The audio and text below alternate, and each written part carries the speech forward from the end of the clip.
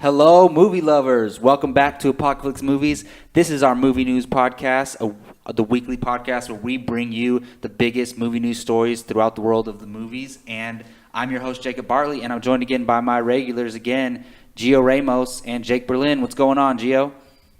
Doing good. Just excited about Captain America Civil War. Just one more week, y'all. One more week. 6 days, actually. I cannot freaking wait. Jake Berlin, are you excited for this film? How are you doing, man? I'm good. I'm kind of over the moon, and I mean, you guys know my history. It's with only Civil your War. favorite character and favorite storyline. Yeah, so it's Yeah, and I'm super excited just in general, but also because I'm getting my favorite comic book character in Spider-Man. But we're not here to talk about that. I'm sure we'll be talking about it a lot next week. We have a bunch of other cool things to talk about in the world of movies, and Gio's going to run those down for us. Gio, what do you got first? Well, the biggest news that came out was the X-Men Apocalypse trailer, the final trailer. We got Wolverine, right? That rumor turned out to be true. Spoiler! We got Wolverine. Y'all know he's going to be in the movie. Come on now. We got more of the X-Men together, fighting each other. More of what's at stake, the end of the world. What do you guys think? Jacob, your thoughts on the trailer? First of all, is it safe to say that I won the bet, or do we have to actually see him in the movie? Nah, we got to see him. No, claws don't count. To be fair, we have to see Hugh Jackman in the movie. No, to be fair, we have to see him in the movie. We can wait, but I'm pretty confident in the bet we made in Wolverine making a cameo in the film, but I heard it might be more than a cameo. But anyways, the trailer, holy crap. See, I didn't love the first trailer. I thought the trailers got better as they came out. The first one was okay. Second one I really liked, and this one I absolutely love. This trailer is amazing to me. It got me. I got the chills watching it, which I hadn't gotten the chills from any of these X-Men Apocalypse trailers, so I absolutely love it.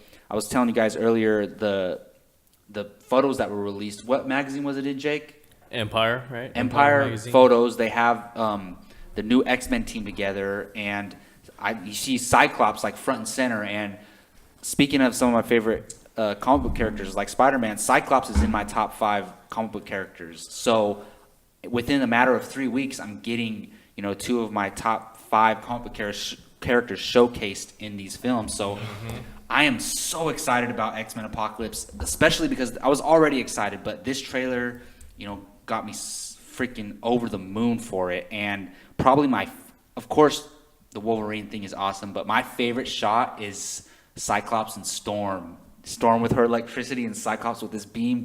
That looks amazing. And then Beast and Psylocke, right? Fighting looked great too. I love how Beast is just Beast. So, yeah, I loved it. Jake? Yeah, I'll echo everything you just said. I watched it a few times in a row when it first came out, and then I posted it. But I was okay with the first trailer. Then the Super Bowl trailer came out, that 30-second spot, and that trailer was awesome. And the second trailer was even more awesome, and this one is by far the best one in the bunch, I think, personally. There's some really cool stuff in there. A couple shots we've seen before, different angles. I'm super excited for that Quicksilver scene. They keep teasing it more and more as the footage is released. But my favorite shot as well is the Storm Cyclops stuff. I don't know if you guys saw, but there were a handful of banners that were released with the trailer. And one of them was Jean Grey holding I saw that. Cyclops' head while he shoots beams. Yeah, and I'm so wondering if she has in his head or something. Yeah, and if that happens in the movie, like that's gonna be really cool to see visually.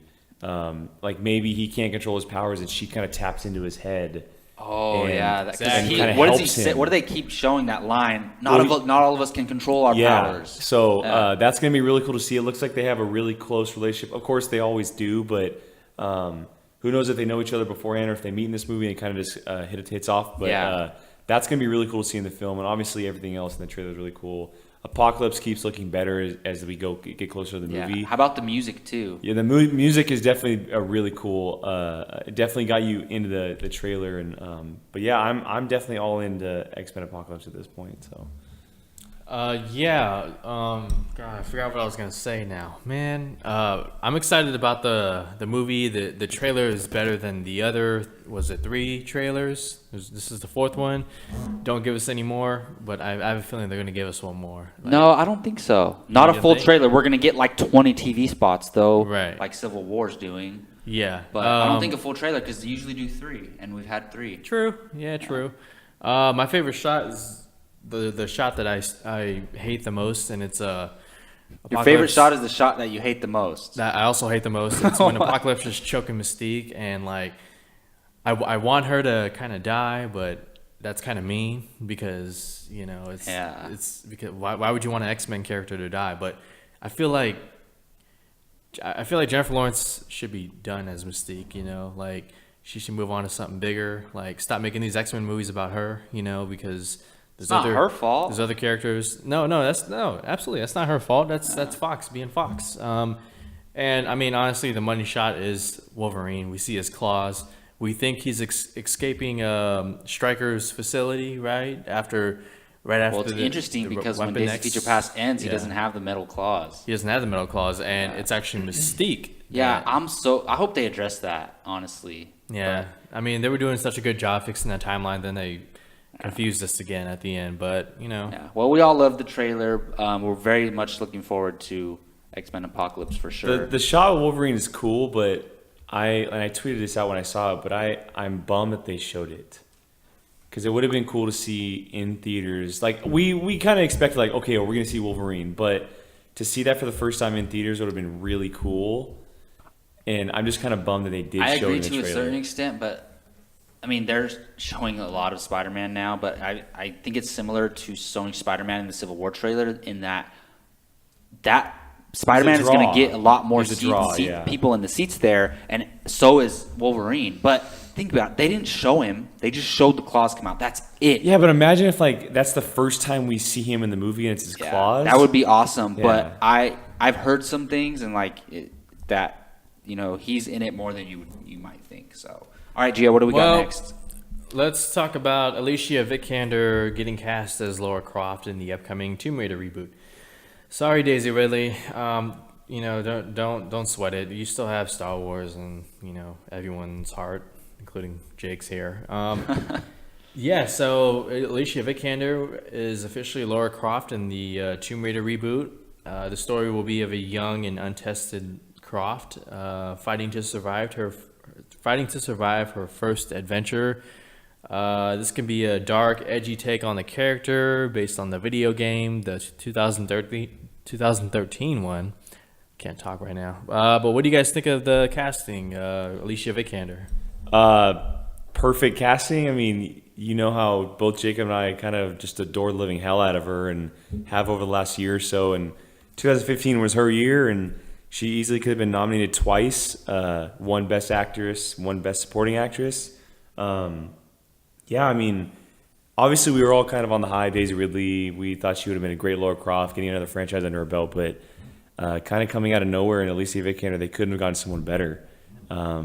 It's a franchise for her to kind of grab onto and take her as her own. She's in the Bourne franchise, but most of the time those movies, if Matt Damon ends up coming back, all the supporting characters are a lot of the time just one and done. They kind of go on, so we don't know if she'll end up being back in a sequel if that happens. So for her to grab a franchise like Tomb Raider who's kind of looking to revamp, that's awesome. And I know that it's a very, very bad movie, but she kicked some ass in Seventh Son. And I don't know if you guys saw Seventh Son enough. Yeah, I haven't seen it. I always forget that she's in it. She wielded a sword. She did some action sequences. She did some cool stuff. She also did some stuff in Man from U.N.C.L.E. I loved her in Man from U.N.C.L.E. Yeah, so she definitely knows what she's doing. Her boyfriend is obviously in Assassin's Creed, the power couple. That's what I'm saying. They're like the two video game franchises. It's a perfect casting. I mean, it's definitely exciting, and for her to jump on a project like this, it says something. Because she's not just going to jump on it after the year she had. Can do whatever she wants right now. She just won an Oscar. And I love that the director they got, I don't know him very much. I know he did The Wave, and I guess The Wave was really, really good. And so, for a second, I thought you were saying The Fifth Wave. No, The Wave. Really, I heard horrible it was a small things release. About The Fifth Wave. It's like that's odd. I'm definitely excited for Tomb Raider now, and I'm excited to see where they go. I've heard the video game it's based on is incredible. I'm totally in. I love this because here's the thing. When Daisy Ridley was rumored for this, I was very excited for that because I loved her in Star Wars: The Force Awakens. But at the same time, it would have been difficult for her to carry those two franchises, and she would basically be shooting Star Wars, go straight to shooting Tomb Raider, go back to Star Wars, back to Tomb Raider. And I want to see what Daisy Ridley can do outside of the action genre in drama and comedy. Alicia Vikander, we've only seen her in like dramas a little bit in Man from U.N.C.L.'s, Seventh Son, smaller roles, but she hasn't been a part of a big, huge franchise yet. So kind of the opposite. She's been doing drama. I want to see her carry a franchise like this, and she's going to be perfect as Lara Croft. I love that they're getting like an indie director, right? I don't really know much about him, but they're doing that a lot these days. Look at Jurassic World 2 or a lot of other franchises. They're getting these great storytellers to tell these big blockbusters. So because of that reason, I never thought of Vikander for this role, but now that it's been announced, she probably would be my first choice over Daisy Ridley, only because Daisy Ridley's already Rey. Yeah, great casting. Again, like these video game genre properties are getting like major stars attached. You got Fassbender for Assassin's Creed. You have an ensemble for Warcraft, and it's being reported Tom Hardy for Splinter Cell. Now Alicia Vikander for Tomb Raider, and it's like the video game genre is going to be on the rise. I think Warcraft is going to be a hit. I think this is going to be an even bigger hit. Looking at the director and the actress together. Assassin's Creed, yeah, I'm excited about that one. Angry Birds. That's going to be a hit too. Ratchet and Clank, live action. They're all going to be hits. Yeah. So, Pokemon. Yeah, guys, great casting. Hey, you never know. All right, well, let's move on to some, I guess, sad news. Fox pulls out of Comic-Con, canceling Assassin's Creed Wolverine 3 previews due to leaks. According to their official statement, they don't feel confident in securing exclusive footage.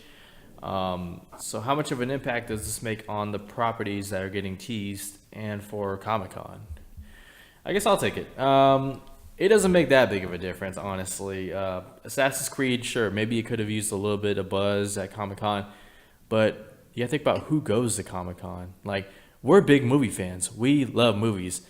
We can't even go to Comic-Con because that shit is always sold out and packed and whatnot.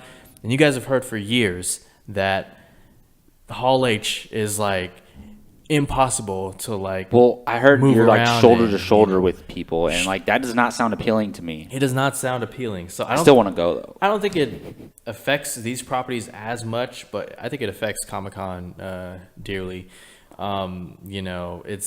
Look, all right, comic books are great. John Schnepp always inspires me to, pick up a comic book and read it. But these Comic-Con events are now known for the movies, their movie adaptations, and the previews and the panels and all that stuff going on. You have Disney first, then you have Fox. Hopefully DC doesn't do pull out or anything like that, because they got some exciting stuff within the next couple of years. How do you guys feel about it? Any differently? I think it's a negative for Comic-Con and the convention itself.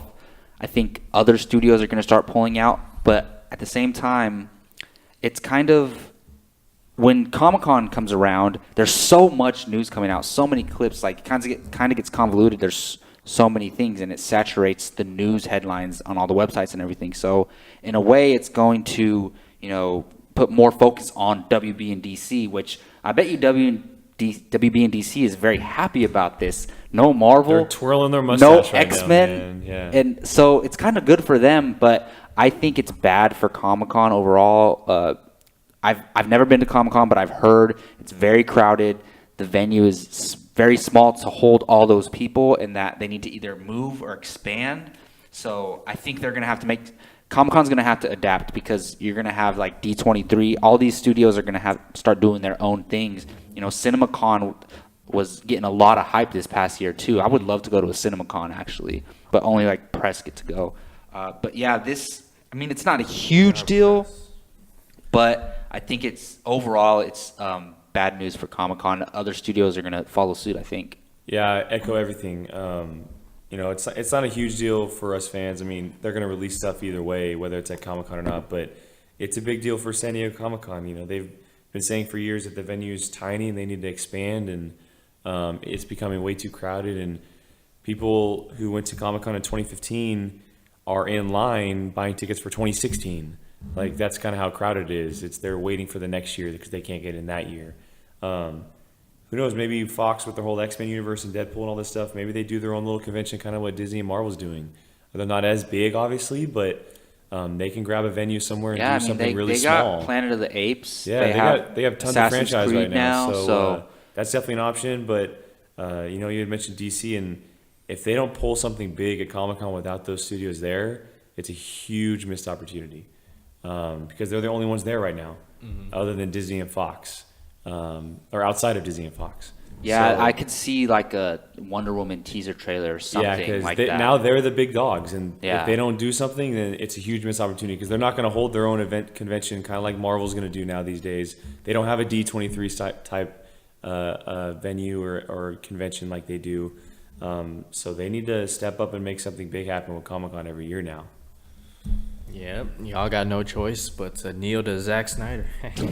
All right, the first trailer for Snowden has arrived. The biographical thriller directed by Oliver Stone, starring Nicolas Cage. What do you guys think about this? Starring Nicolas Cage And Joseph Gordon-Levitt. Starring and Joseph Gordon-Levitt. Shailene Woodley. And Zachary Shailene Woodley Quinto, and Nicolas Melissa Cage. Leo, and Nicolas Cage. Wow, Joseph Gordon-Levitt is the So- lead. Not to confuse anyone out there. So for those of you who don't know, like in case you don't I mean, don't get me follow the wrong. real I'm world excited for or Nicolas the- Cage. or the outside. Edward Snowden was a former CIA employee and contractor for the government who leaked classified NSA information involving global surveillance through cooperation with telecommunication companies. So it's a biographical thriller. Edward Snowden. You guys know about this. You've probably heard about it like 2 years ago. It was all over the news. What'd you think of this first trailer? I don't know a ton about the real story. I know what happened. I know the outline of it per se. So I was interested in this story from the get-go. One, because Joseph Gordon-Levitt's awesome. Two, Oliver Stone. This is kind of his wheelhouse, these type of stories and films. But when I watched the trailer on, I think it was like Tuesday, I was locked in from the get-go. Like, it is such a well-done trailer. It builds. I can't get over that Rubik's Cube scene. Mm-hmm. Like, and if that actually went down, like if that's actually how it happened, that is insane. It's crazy to think that this actually happened just a few years ago. I know that the documentary won an Oscar last year, Citizen 4, yeah. 2 years ago, maybe something like that. But yeah, the trailer is phenomenal, and I'm kind of a sucker for true stories, biopics and stuff like that. But it's one of the best trailers I've seen all year, and it's something that I'm very interested in now. It's definitely jumped into my most anticipated for the rest of the year. Yeah, I'm all in. Joseph Gordon-Levitt looks awesome. I don't know about the whole voice change thing. I'm still kind of getting used to that. Shailene Woodley, of course, I always buy her and everything. A little Nick Cage. It's good to see him back on the spotlight in a big movie. Mm-hmm. A bunch of other great actors in there. It looks phenomenal. The thing is this is going to be a very controversial movie, mm-hmm. and it's going to bring up a lot of issues and discussions with a lot of people, and so it's going to be interesting when September comes rolling around. Yeah, I liked the trailer a lot. It didn't blow me away or anything. Joseph Gordon-Levitt is interesting because he's still a big name in Hollywood, but everyone was excited for The Walk and another Joseph Gordon-Levitt-led film where he was doing an accent, and it was not received as people were expecting it to be received. And a lot of people were talking Oscar before the movie came out, and then it wasn't the case once it did. I really liked that movie, but it was nowhere near as good as I wanted it to be. But that has nothing to do with this movie other than Gordon-Levitt starring. I liked the trailer a lot. I don't know much about the real story, but I got to say, this is almost like a horror movie to me because it scares me. Because I think about this stuff a lot, and like the government can, hack any of our devices and listen to us and do, and like it's no secret in a way. Like even before this all came out, a lot of people, thought about this before. So it's really scary to me, and from that aspect, I'm very interested in the story. Of course, it's not going to be told 100% accurate, and I don't mind that at all. It's an adaptation of the story. Oliver Stone's interpretation of it. And of course, you have to change things, make them more interesting. Like, I doubt the Rubik's Cube thing really happened. I mean, that would be awesome. I don't know.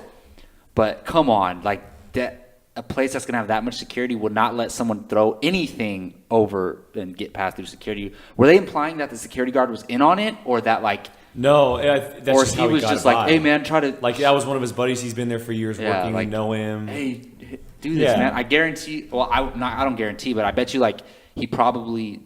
The Rubik's Cube will be, like, in the movie before that, and they're, like, playing with it, and them both trying to figure it out, and then he tosses it to him, which is pretty clever, but... I don't mind when true stories are altered to make a better movie, so I'm really looking forward to it. Well, yeah, there's always going to be liberties because you want to dramatize the story a little more, for entertainment purposes. I mean, Oliver Stone, I think he's the perfect director for this kind of movie. I think about Born on the 4th of July and how incredible that movie was, and the story it told. Guys, all of you out there, if you haven't seen Citizen 4, check it out. You can find it on demand. I think it's on Netflix as well. You'll know everything you need to know about Edward Snowden. It's actual footage of him days before he actually leaked the information. You actually see him physically leak the information, and then what happens afterwards. It's really fascinating stuff. It gets me so excited for this movie. I cannot wait. Echo everything you guys said. And I think it'll be an Oscar contender. I think it will. You think about Stone, you think about the cast, and I hope so. Joseph Gordon-Levitt. I mean, yeah, it's definitely up there. So next up, we're going to talk about the trailer for Batman: The Killing Joke. It's an animated movie, but it's still a movie. Mark Hamill, Kevin Conroy return, and they're back. And so, what do you guys think of the trailer? I really liked it a lot. This is going to be, I hope it's brutal. They got the R rating, so use it, I think. I don't know much. I haven't read the comic book. It's one of those ones where I'm like, I really want to read the comic book, like that and Civil War and Old Man Logan. I really want to read The Killing Joke. I heard it's absolutely, like, the Joker is crazy in that. So I'm really curious to I like watching these little DC animated films. Like, I liked Justice League War. There was one, Son of Batman was pretty cool. Batman vs. Robin. I haven't seen Batman vs. Robin, and Dawn of Atlantis was whatever. But they're really cool, like, little, they just, feed my geekness inside and, hold me off until I get to see the live action film. So I'm actually really excited for this, and it's actually really creepy. Like, it's pretty much a horror movie with the Joker as the killer. So yeah, I'm excited for it. I'm going to watch it for damn sure. Yeah, definitely looking forward to this movie. I love the R rating. It's an animated movie. Come on. If you don't want your kids to watch your parents, then, don't let them watch it. But don't think just because it's an animated movie, it's going to be all fun, because it's not. It's great seeing Mark Hamill back to voice the Joker. There's no one better doing it. A couple of great shots in the trailer with the Joker holding the camera and the gun. That was pretty cool. The Joker sitting across from Batman, playing with his cards, and Batman, asking him questions. It reminded me of The Dark Knight and how that interrogation scene went. Yeah, looking forward to this movie. I love that the trailer was only a minute long. You don't need a lot to tease this movie. Fans are gonna buy into it and know the movie knows what demographic it's trying to reach, and they've already bought in ever since it was first announced. So yeah, definitely buy.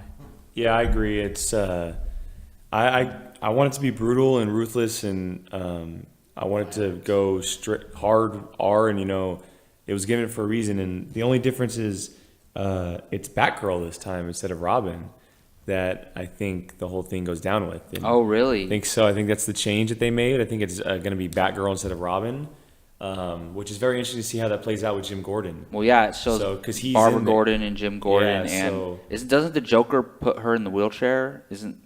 Yes, but in the original Killing Joke, it's Robin that ends up, biting the dust. Yeah, I don't want to spoil it. So, but yeah, so it's gonna be interesting to see the modern interpretation of it being Batgirl and see how that goes down. Jim Gordon being involved, stuff like that, and whether or not she just becomes paralyzed in the Oracle, or if they go full steam with it and end up doing the actual Killing Joke. But trailer was good. I'm looking forward to it. I agree. I like watching the little DC animated movies. They're always a fun time. So yeah, it's a buy. All right, well, let's move on to some rapid fire news. This is where we go through, some quick, small updates on some major projects, and we give our quick thoughts on it. This week was Alien Day, and so Alien 5, we got a little small update from Neil Blomkamp. He showed a concept art of Newt, a grown-up version of the Newt character. That looked pretty cool. And then for Alien Covenant, there was a couple photos released, including one of an unused concept art of a xenomorph, and then a patch that said Wayland something. It's the corporation from the Alien films, so that's back as well. Ridley Scott's directing. He has his cast all set for Alien Covenant, and Blomkamp's Alien 5 is just gonna have to wait until Ridley Scott's done with the Alien movies, or until Ridley Scott lets him.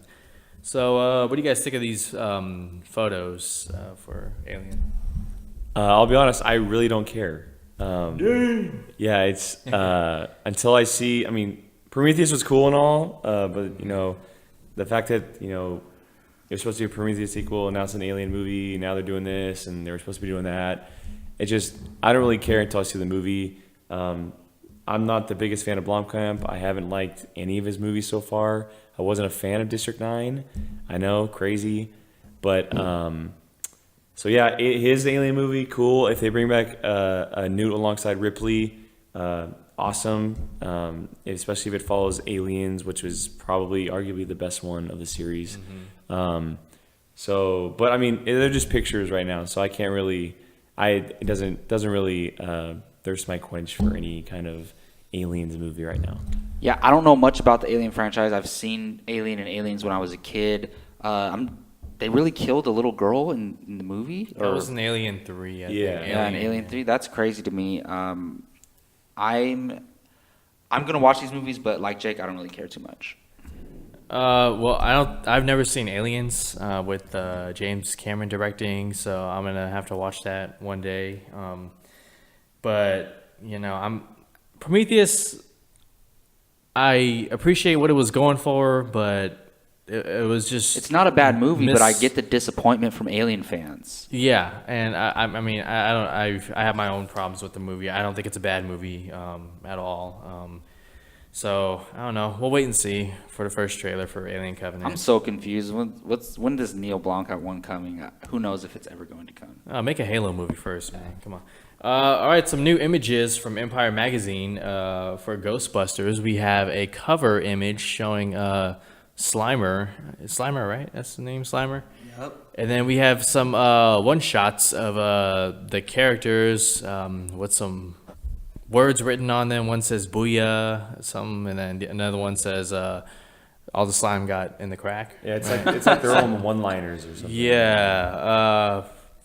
Look, we're all excited about the idea of a female Ghostbusters. We wholeheartedly support it, and we think Paul Feig is, a proven director, especially in the comedy genre. Him and especially with female leads, Melissa McCarthy. They've done some great things.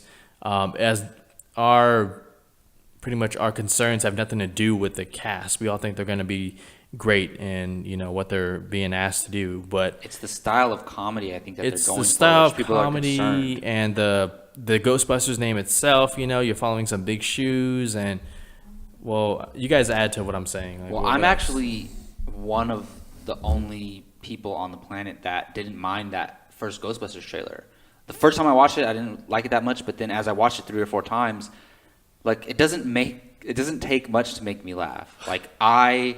I appreciate dumb humor sometimes, and if it's gonna be like Spy, then I'm totally in. These the images don't really do much for me. I think Slimer looks freaking awesome, but other than that, I don't care about the images. Yeah, I kind of echo Jacob. Cool images, awesome. What about Slimer? I think he looks cool. Being Slimer, yeah, it's having Slimer back because he's looks like cool. an updated version. Yeah, of him. but the trailer kind of just turned me off. I just don't care. I just want a one shot of that one home chick licking her gun, like the way she licked it. That was hot. She's the best part of the trailer. Yeah. All right, so last thing, we're going to recap this week's Showdown Sunday. I kind of wanted to go a little bit of a different route because Adam Sandler's latest Netflix movie had a trailer release. I think it's called The Do-Over or something like that. It looks really, really bad. Oh, my God. But, look, there was a time when Adam Sandler was it, and like he was the thing in comedy movies in the 90s and a little bit in the early 2000s, I'll say. But, you know, he had a lot of great comedies in the 90s, but which one was his best? Like, I put options there like Wedding Singer, you have Happy Gilmore, you have Billy Madison, and then I put other because you have The Waterboy. The Waterboy, yeah. I'm surprised you didn't put Waterboy on there. I wanted to put It's Waterboy, a lot of people's favorite. yeah, I mean, Big Daddy. give me a break, guys. Big Daddy. Big Daddy, Wow. Little Nicky, and then in the 2000s he had Mr. Deeds. Mr. Deeds, he had Click, he had 8 Crazy Nights. 8 Crazy Nights, Anger Management. But what was 51st Dates, Spanglish. Yes, 51st Dates, Spanglish. God, what am I doing? What do you guys think, in your opinion, what was his best comedy? And I guess I'll start this off. For me, I think it's Happy Gilmore. I mean, you just think about, I don't know. I think about his fight with Bob Barker. I think about the first couple of times he went golfing. His chemistry with Chubbs. What's his name? God, the actor. I don't know. Apollo Creed. Carl Weathers. Carl Weathers. Yeah, I thought that was great. Shooter McGavin, one of the funniest characters in an Adam Sandler movie ever. It's a really fun movie. Like it's one movie I can watch over and over again, and there are parts where I can laugh. You know, you eat pieces of shit for breakfast. And, you know, Grizzly Adams did have a beard and all that other stuff. Like, I think it's funny. Like, what about for you guys? It's really hard because I grew up on Adam Sandler movies, and there's a ton of them are my favorite. You know, a lot of the comedy doesn't work today, but back then it was hilarious. I have a tie between Big Daddy and Billy Madison. Mm-hmm. I really like Billy Madison, and I always forget her name, but the girl who was Sonya Blade in the Mortal Kombat movie is the teacher. And Bridget Wilson. No, not. She's so Wilson? hot. Bridget something. She's Wilson? hot. I think it's Wilson. But yeah, but man, one of the ones that gets overlooked for me that I really love is Click. I actually really like that movie because there's a lot of dramatic elements. But if I have to choose one, it's Big Daddy because Big Daddy has so much heart to it. It's not a slapstick comedy. It has a lot of heart to it, so I got to go with Big Daddy. And that courtroom scene. Yeah, it's great. So, yeah, I kind of grew up on Adam Sandler movies as well. I mean, the list is forever going, and it's awesome, and it's kind of unfortunate the route that he's taken now. But as much as I love The Waterboy, like I adore The Waterboy, but it's a two-way horse between Billy Madison and Happy Gilmore. And my dad is like an all-time lover of Billy Madison, so I've watched it multiple times. Happy Gilmore is something I grew up on just over and over again. But just like you, I'm going with Happy Gilmore. I can watch that one over and over and over again. It just turned 20 years old a couple weeks ago. Nice. Ben Stiller. Yeah, So it's hilarious. just that whole movie is just incredible. I mean, the mini golf stuff. You got the last putt at the end of the movie. The guy with the nail gun. It's just like there's so many things. And, Mr. Gilmore. the fact that he started as a hockey player and then he went to golf. It's just it's such a fun movie, and it's nothing against any of the other movies because they're all fantastic. But to me, Happy Gilmore is definitely my favorite. All right, you got it. All right, well, that's going to wrap up Apocaflix Movie News this week. I want to thank Gio Ramos for gathering the movie news notes and joining us. Where can they find you online, Gio? You can find me on Twitter at GioRamos24. And at a movie theater, getting in one last showing of Batman v Superman before Marvel takes my life over. And Jake Berlin, thank you for joining us. Where can they find you online today? Twitter, Instagram at Qui-Gon Jake, apocaflixmovies.com every day. And I'm your host, Jacob Bartley. You can find me on Twitter at JacobBartley_. You can find me on this Apocaflix Movies YouTube channel. Please subscribe. Please hit that like button. Please comment. We really enjoy talking to you guys. Until next time, you all take care.